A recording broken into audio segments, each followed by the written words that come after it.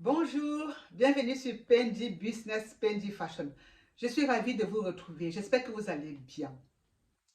Alors, aujourd'hui, je vais continuer avec les vidéos qui parlent du travail en Suisse. La dernière fois, je vous avais dit que pour venir travailler en Suisse, c'est à vous de trouver l'employeur. C'est à vous de faire des démarches.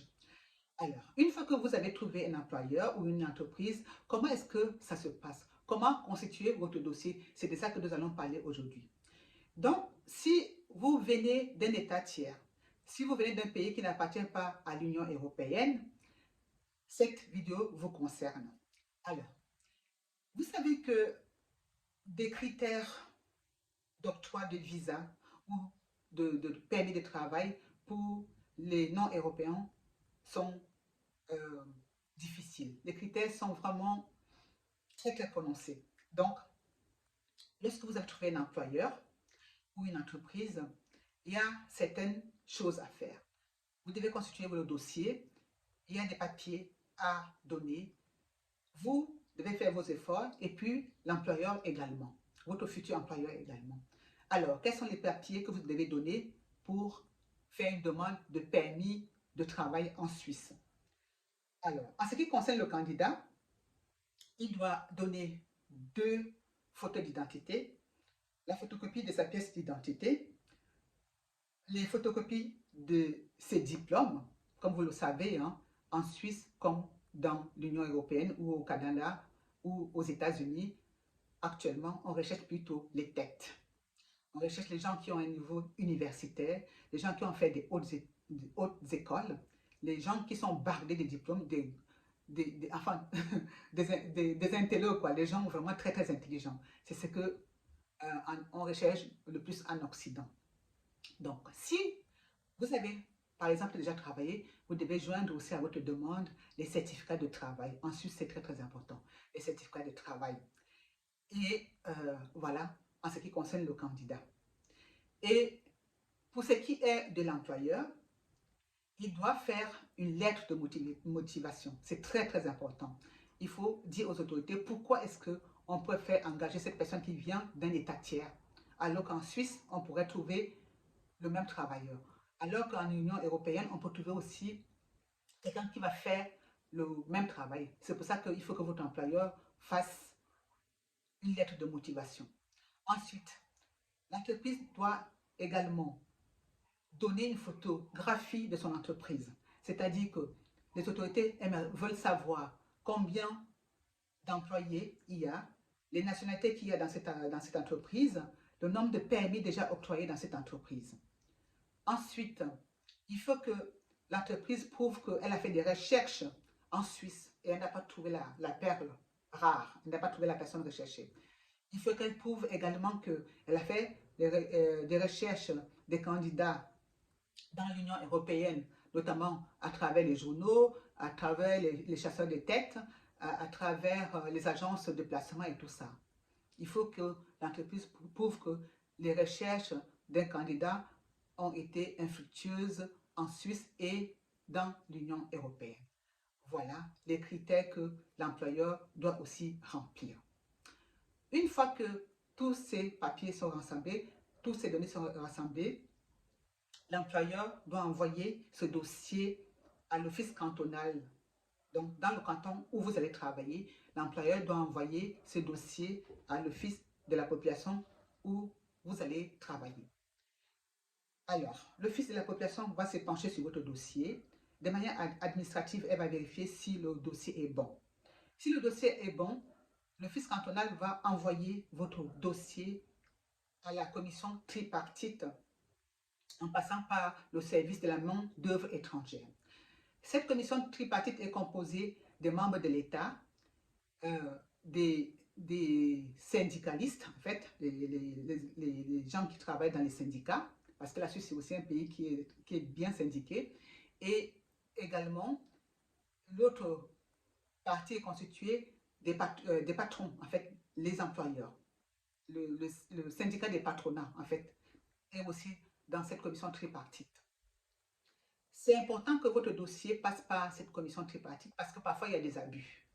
Il y a des entreprises qui peuvent engager des gens et du coup, ces personnes ne sont pas bien payées. il existe parfois le dumping salarial et parfois les assurances sociales ne sont pas versées et tout ça. Donc, c'est le rôle de cette commission tripartite. Une fois que la commission tripartite se penche sur votre dossier et que le dossier est bon, elle envoie ça au Conseil fédéral, donc à la Confédération. Il y a un service au milieu confédéral qui s'appelle le SEM. Donc, c'est le service pour les étrangers et les migrations. Et c'est ce service-là qui va se pencher en dernier lieu, en dernière position sur votre dossier. Si le SEM estime que votre dossier est bon, que le dossier remplit toutes les conditions, le SEM va donner son OK. Ce service-là, fédéral, hein, c'est vraiment de haut niveau qui va donner la permission, qui va dire OK, votre dossier est bon. Et le SEM va donc renvoyer votre dossier dans votre canton. Dans le canton, c'est l'endroit où vous allez travailler. Donc le SEM va renvoyer le dossier dans le canton en disant que le dossier est bon. Et c'est à partir de ce moment-là que le service cantonal va écrire une lettre en annonçant à votre employeur, à votre entreprise que le dossier a été accepté et que vous aurez le permis de travail. Et en ce moment-là, l'entreprise ou l'employeur vous écrit en vous informant que le dossier est bon, c'est OK. Vous pouvez aller à l'ambassade suisse ou à la représentation suisse de votre pays pour avoir un visa afin de venir travailler en Suisse. Vous devez donc attendre le OK de votre employeur. Vous devez attendre une lettre de recommandation de votre employeur pour aller à l'ambassade suisse ou la représentation suisse de votre pays pour avoir un visa afin d'entrer en Suisse pour venir travailler. Voilà comment ça se passe. Vous voyez que c'est un processus qui prend du temps. Ça peut, par exemple, prendre 6 à 8 semaines. C'est une procédure qui peut paraître très très longue pour certains.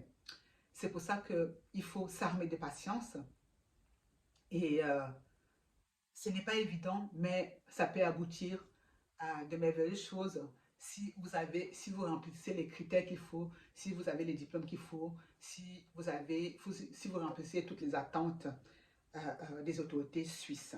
Voilà.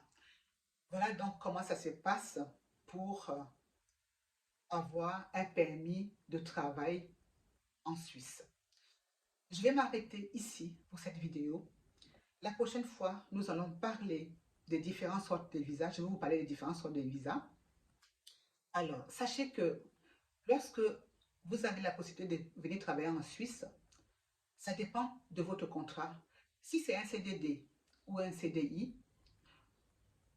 votre permis de séjour vous permettra soit d'aller travailler dans d'autres cantons en Suisse ou de ne pas du tout le faire.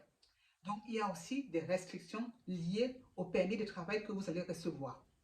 La prochaine fois, je vous parlerai des différentes sortes de permis de séjour ou permis de travail qu'il y a en Suisse et les conséquences et tout ce qui est lié à ces permis de travail. Voilà. Je vais m'arrêter là aujourd'hui.